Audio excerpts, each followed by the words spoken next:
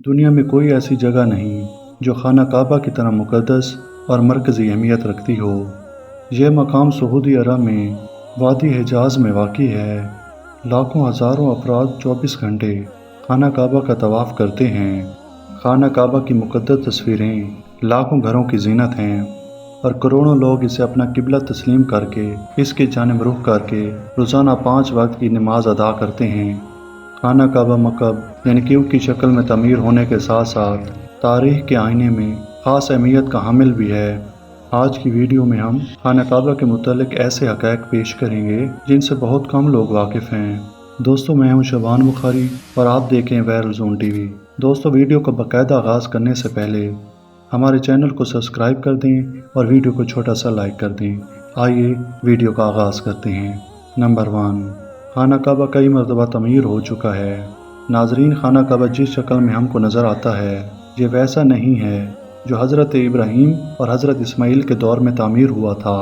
وقت کے ساتھ پیش آنے والی قدرتی آفات اور واقعات کے سبب اس کو دوبارہ تعمیر کرنے کی ضرورت پڑتی رہی ہے۔ بے شک ہم سب جانتے ہیں کہ خانہ کعبہ کی تعمیر کا ایک بہت بڑا حصہ حضرت محمد صلی اللہ علیہ وسلم کی نبوت سے قبل ممکن ہو چکا تھا۔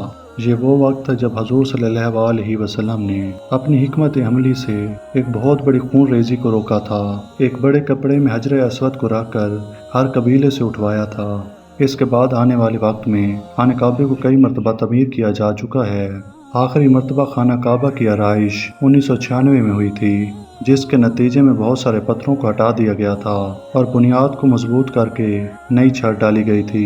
یہ اب تک کی آخری بڑی تعمیر ہے اور اب خانہ کعبہ کو پہلے سے کئی گنا مضبوط تصور کیا جاتا ہے۔ نمبر 2، خانہ کعبہ کے 2 دروازے اور 1 کھڑکی ہوا کرتی تھی۔ دوستو، خانہ کعبہ کو دوبارہ تعمیر کیے جانے سے قبل خانہ کعبہ کا 1 دروازہ اندر داخل ہونے کے لیے اور 1 دروازہ باہر نکلنے کے لیے ہوتا تھا۔ ایک زمانہ تھا جب خانہ کعبہ کے اندر 1 کھڑکی ہوا کرتی تھی۔ خانہ کعبہ کی جو شکل آج موجود ہے اس میں صرف 1 دروازہ موجود ہے، لیکن کھڑکی اب ختم ہو چکی ہے۔ نمبر 3، خانہ کعبہ کے مختلف رنگ۔ ہم نے ہمیشہ خانہ کعبہ کو کالے رنگ، قصوہ اور سونے کے دھاگوں میں لپٹا ہوا دیکھا ہے۔ اب اس رنگ کو دیکھنے کی ایسی ہمیں عادت ہو چکی ہے کہ ہم خانہ کعبہ کو کسی اور رنگ میں تصور ہی نہیں کر سکتے۔ یہ روایت عباسد، جن کے گھر کا رنگ کالا تھا، کے دور سے چلی آ رہی ہے۔ اس سے قبل خانہ کعبہ مختلف رنگوں میں ڈھکا ہوا ہوتا تھا۔ نمبر 4، خانہ کعبہ کی چابیاں ایک خاندان کی تحویل میں ہیں۔ فتح مکہ کے موقع پر حضور صلی اللہ علیہ وسلم کو خانہ کعبہ کی چابیاں دی گئی تھیں۔ بجائے اس کے حضور صلی اللہ علیہ وسلم یہ چابیاں اپنے پاس رکھتے، لیکن حضور صلی اللہ علیہ وسلم نے یہ چابیاں بنی شیبہ کے ایک فرد عثمان بن طلحہ کو واپس کر دیں۔ اس وقت سے آج تک وہ ان چابیوں کے روایتی رکھوالے ہیں، اور حضور صلی اللہ علیہ وسلم نے یہ بھی فرمایا تھا کہ یہ چابیاں ہمیشہ ان کے خاندان کے پاس ہی محفوظ رہیں گی۔ اور مزید حضور صلی اللہ علیہ وسلم نے فرمایا تھا کہ اے بنی طلحہ، روز قیامت تک یہ چابیاں تمہارے پاس رہیں گی۔ نمبر 5، پہلے خانہ کعبہ عوام کے لیے کھلا رہتا تھا۔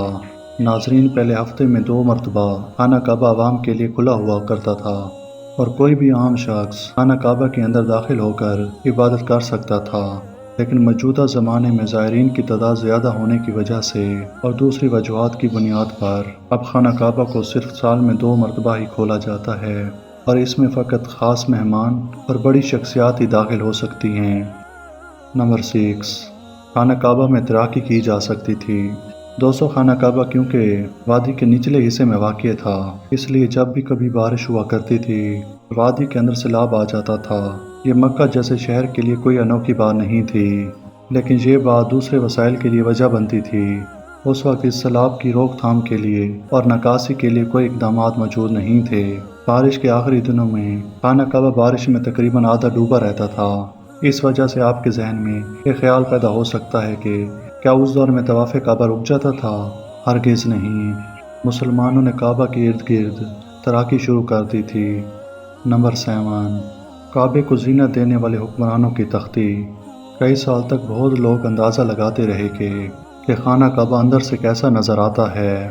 وہ لوگ خوش نصیب ہیں جن کو خانہ کعبہ کے اندر داخل ہونے کی سعادت حاصل ہوئی ہے، اور ایک خوش نصیب وہ ہیں جن کو تصویر بنانے کا موقع ملا ہے، اور لاکھوں لوگوں نے یہ تصویریں انٹرنیٹ پر آن لائن دیکھیں۔ خانہ کعبہ کا اندر کا حصہ سنگ مرمر اور سبز رنگ کے کپڑے سے ڈھکا ہوا ہے۔ جس حکمران نے خانہ کعبہ کی آرائش کروائی تھی اس نے خانہ کعبہ کے اندر اپنے نام کی تختی بھی لگائی تھی۔ نمبر 8، خانہ کعبہ کی تعداد 2 ہے۔ دوستو، خانہ کعبہ کے اوپر بالکل جنت میں ایک خانہ کعبہ اور بھی موجود ہے۔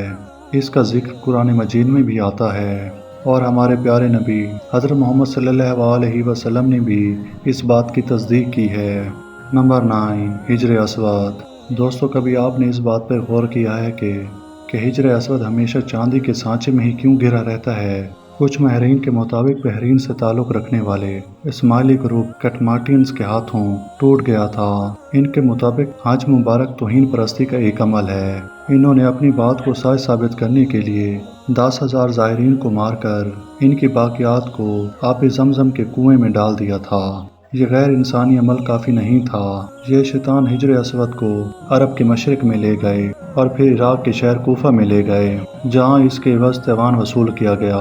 جب انہیں مجبور کیا گیا تھا کہ حجر اسود کو خلیفہ باسط کو واپس کر دیں، جب اسے واپس کیا گیا تو یہ ٹکڑوں میں تھا اور ان تمام ٹکڑوں کو یکجان کرنے کا ایک ہی طریقہ سمجھ آیا تھا کہ اس کو چاندی کے سانچے میں رکھا جائے۔